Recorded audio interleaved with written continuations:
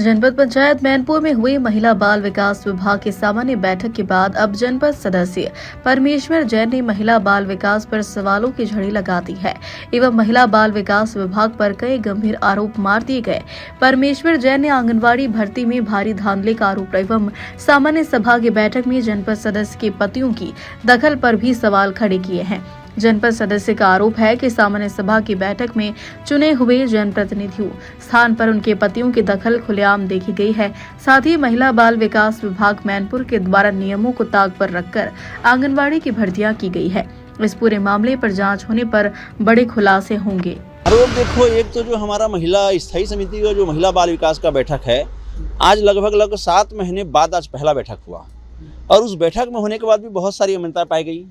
पहला, जब हम महिलाओं को आगे ला रहे हैं, सरकार की योजना है महत्वाकांक्षी की महिलाओं को आरक्षण देना है, महिलाओं को किसी प्रकार की रोक टोक न किया जाए, तो आज की बैठक में हमने देखा कि जिस बैठक में जो महिला जनपद सदस्य हैं, वहाँ उनके साथ साथ उस बैठक में महिला जनपद सदस्य के पति लोगों की भी भागीदारी रही। वो उस बैठक में उन लोगों में भी का भागीदारी रहा और उन लोग वहाँ पे बैठक में आखिरी तक के रहे और उस बैठक में भाग लिया। और वहाँ पे इतनी अनियमितता है कि हमको बुलाया कुछ और चीज़ के लिए होता है और वहाँ कार्रवाई किसी और चीज़ के लिए होती है। हमको लेटर मिलता है कि यहाँ जो आंगनबाड़ी कार्यकर्ता है और आंगनबाड़ी सहायिका की भर्ती करनी है, जब हम वहाँ पे जाते हैं तो बोला जाता है कि हम आंगनबाड़ी भर्ती और सहायिका की भर्ती नहीं है, सामान्य बैठक है। और वहाँ पे आज जो भी हुआ सामान्य चर्चा हुआ है और बैठक से संबंधित किसी प्रकार की चर्चा नहीं। हमें गुमराह रखा गया कि आज हमको भर्ती से संबंधित कार्य और बैठक रखा गया है बोल करके। ये उसके बाद ऐसा कुछ भी नहीं हुआ।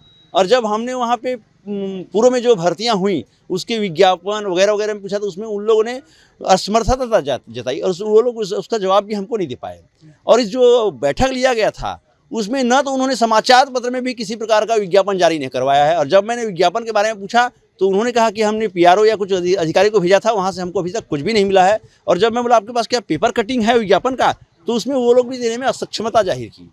और जब हमारा आखिरी में जब प्रस्ताव हुआ तो प्रस्ताव में हम लोगों ने ये लिया गया है और लिखा गया है कि वाकई में आज जो बैठक हुआ उस बैठक में किसी भी प्रकार की हम जानकारी देने में असमर्थ रहे हैं, यहाँ पे हमारी गलती रही है, ऐसा विभिन्न रूप से वहाँ पे हम प्रस्ताव में भी लाए हैं। और इस लगातार महिला बाल विकास पर आरोप लगते हैं लेकिन कार्रवाई नहीं होती। बिल्कुल कहीं कार्रवाई नहीं, यहाँ कहीं ना कहीं कार्रवाई नहीं, कहीं भी नहीं। जो हम जैसे जनप्रतिनिधि हैं, कहीं ना कहीं हम जनप्रतिनिधि भी कमज़ोर हैं, जो वहाँ पर हम फोकस नहीं करते।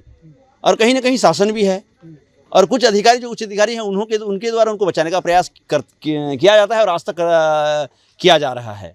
महिला जो जनप्रतिनिधि हैं उनके पति भी वहाँ पर मतलब इंटरफेयर करते हैं, तो उसे लेकर क्या कहेंगे? इंटरफेयर बोलने से उनको उस संबंधित अधिकारी को जानना है कि यहाँ पे कौन है, जो कहना है उनको करना है, हम क्या करें। ये हमारे क्षेत्र से बाहर है, जो भी करना है उनको करना है। आप क्या कार्रवाई चाहते हैं? मैं चाहता हूँ यहाँ पे जो महिला बाल विकास के जो हमारे अधिकारी जो आज पंचूराम ठाकुर जी थे, उनको तत्काल सस्पेंड किया जाए। वो उनके द्वारा कार्य में बहुत ही लापरवाही की जा रहा है। और बैठक बार बार बोलने के बाद भी बैठक आज 7 महीने बाद पहला बैठक लिया गया, वो बैठक में भी हमको पूर्ण रूप से गुमराह किया गया है और जिससे कि शासन की योजनाओं का लाभ जो मिलना चाहिए वो किसी को भी नहीं मिल पा रहा है।